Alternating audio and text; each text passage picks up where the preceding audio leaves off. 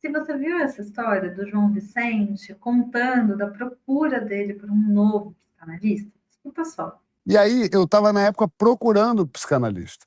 E aí tinha um que me indicaram, que era um cara mais... E eu fui nele nesse dia, no dia seguinte ou 2 dias depois. E fui culpado, dizer a ele, olha, meu padrasto morreu e tal, e eu transei loucamente. Ele falou, porra. Ele falou assim, um consultório horroroso, uma luz branca. Um cara meio interessante, assim, esteticamente. E aí ele falou assim, quando a gente vê a morte de muito perto, é normal que a gente tente afirmar a vida. E sexo é a afirmação da vida. E eu achei muito bonito. Se não fora o fato dele ter falado na frase seguinte, uma vez, uma tia minha morreu, eu meti-lhe na minha namorada sem parar. E aquela pessoa acabou para mim, naquele momento.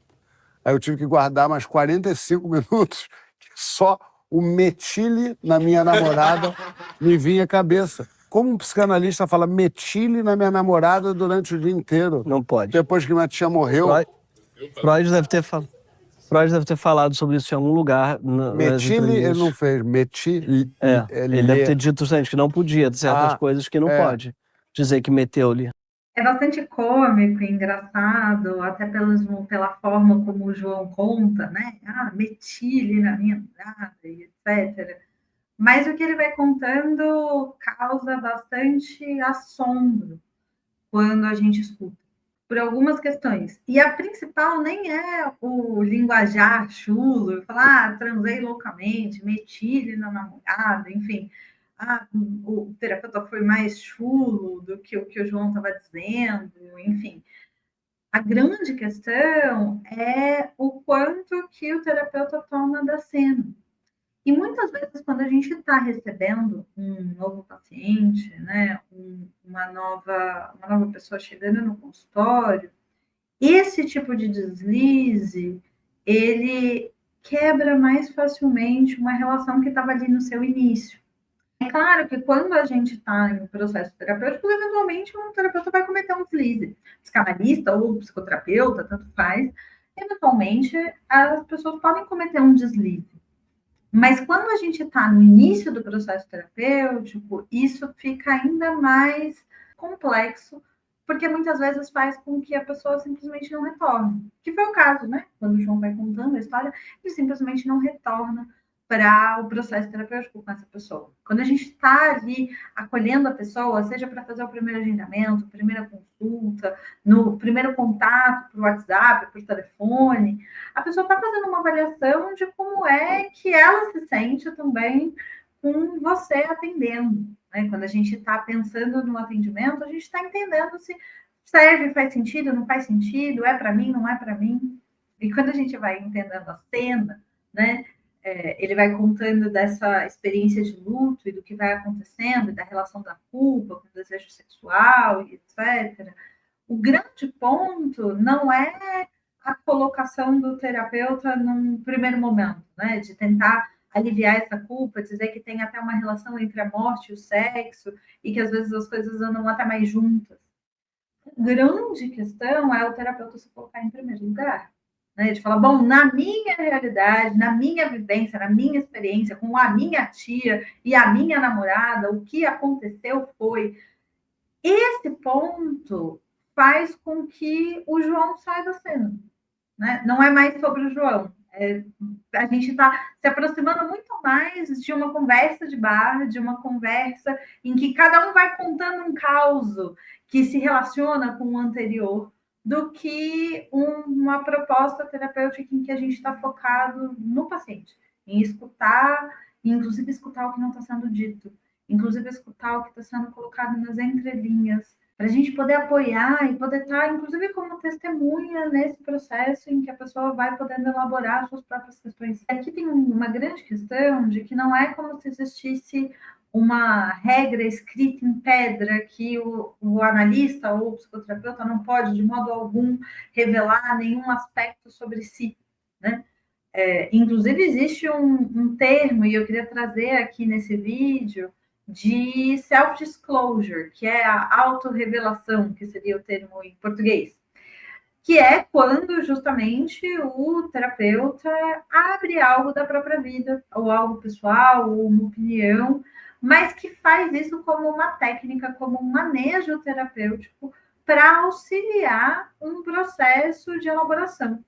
Existe uma regra central na literatura, né, que usar esse self-disclosure, usar essa autorrevelação, falar de si no processo do paciente, né, no momento em que é a terapia do paciente, precisa servir ao paciente, não ao terapeuta.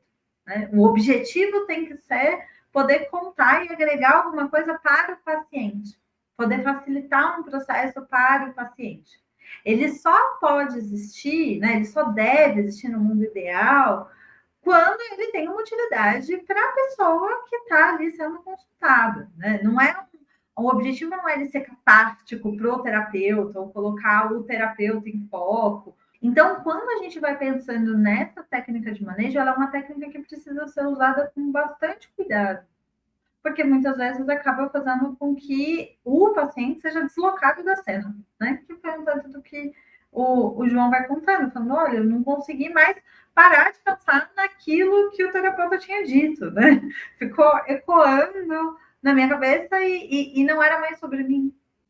Então, quando a gente pensa revistando a cena, o que aconteceu foi esse self-disclosure mal calibrado mesmo, né? Em que você abre sem muito uma função terapêutica, sem acolher, sem ajudar na elaboração, deslocando o foco. Vou dar um outro exemplo, você está gostando do vídeo, então deixa o like, se inscreve no canal, isso ajuda muito a gente conseguir promover uma qualidade aqui. E deixe seu comentário, o que você achou dessa situação, se você achou um absurdo, achou que não foi tão grave assim esse deslize, se já viveu uma coisa parecida, conta aqui pra gente. E aí eu vou dar um exemplo pessoal que aconteceu uma vez, eu lembro que eu atendi uma criança e tinha muita dificuldade de conseguir nomear os sentimentos, etc. E por vezes eu ajudava na nomeação, eu falava, quando acontece uma situação um pouco parecida com isso, eu já fiquei triste, né? Uma situação que aconteceu assim, e isso ia ajudando a criança a falar, então será que eu também fico triste? Será que é tristeza? Mas será que é tristeza ou será que é decepção? E aí a gente trabalhava os sentimentos, etc. Tinha um objetivo, não é que eu estava contando para aquela criança naquela cena que eu estava triste em uma situação parecida porque eu queria contar para ela, ou era insuportável guardar isso para mim, enfim. Mas tinha um objetivo de tentar fazer com que os sentimentos fossem sendo pensados e trabalhados ali naquele processo terapêutico. Então, quando o paciente está num momento vulnerável, quando a gente está num processo de terapia ou mesmo num processo de análise, a gente está falando de exposição.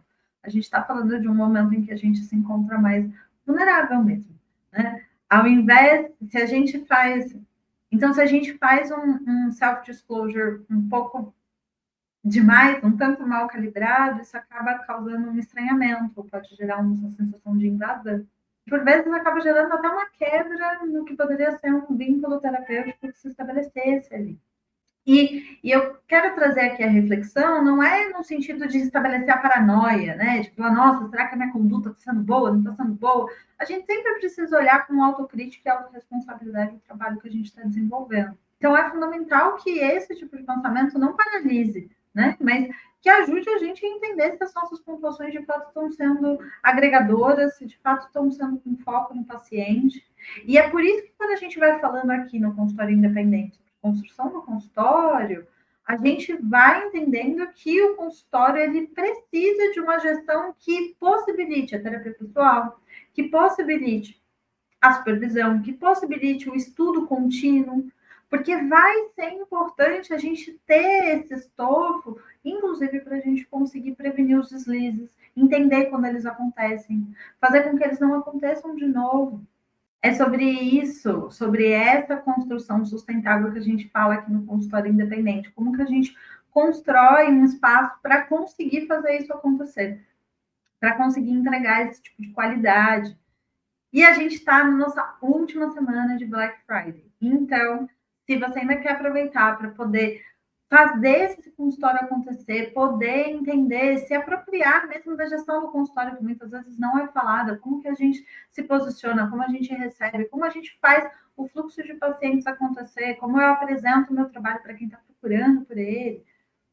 Tudo isso e muito mais a gente trabalha na formação do consultório independente, que é uma formação completa de gestão específica para psicólogos, feita por psicólogos, para psicólogos, porque a gente sabe que é uma prática clínica muito específica. E essa é a última semana. Então, se você quiser aproveitar, corre que ainda dá tempo. Eu vou deixar os links na descrição, né? Porque eu trouxe um exemplo bem escrachado, assim, né? Bem visível qual que foi o deslize do que aconteceu ali na cena, mas às vezes acaba que a gente comete um deslize que não fica tão claro da primeira vez. Ou a gente olhando para o anterior da sessão e fala, nossa, foi tão bom, por que será que a pessoa não voltou? Acolhi tão bem, por que será que a pessoa não retornou? Conversei com ela, mas ela não veio para o primeiro atendimento. O que será que aconteceu? Às vezes a gente coloca alguns argumentos fechados, né? Ah, não ficou por causa do preço. Ah, não ficou porque não estava motivado mesmo, não estava implicado no processo terapêutico. E, às vezes, a gente deixa de perceber alguns deslizes que a gente cometeu. A verdade é de que o vínculo terapêutico ele é um dos grandes responsáveis pelo resultado do acompanhamento mesmo. Assim, independente da abordagem, seja psicanálise, seja TCC, seja centrado na pessoa, seja da aceitação e compromisso, o vínculo terapêutico ele é fundamental, ou a transferência, né, dos psicanalistas. A gente precisa poder ter esse espaço de segurança e confiança. E para a gente poder fazer isso, a gente precisa ter uma qualidade de vida, a gente precisa poder ter espaço para conseguir desenvolver as outras coisas, a supervisão, a terapia pessoal, os nossos estudos. É fundamental quando a gente está construindo esse consultório sustentável que a gente tenha atenção a isso. E essa é uma das coisas que a gente trabalha aqui. Porque é isso, né? Poder ter uma qualidade no nosso consultório não é sobre nós, é sobre a gente conseguir organizar esse espaço para oferecer a melhor qualidade do atendimento que a gente pode oferecer.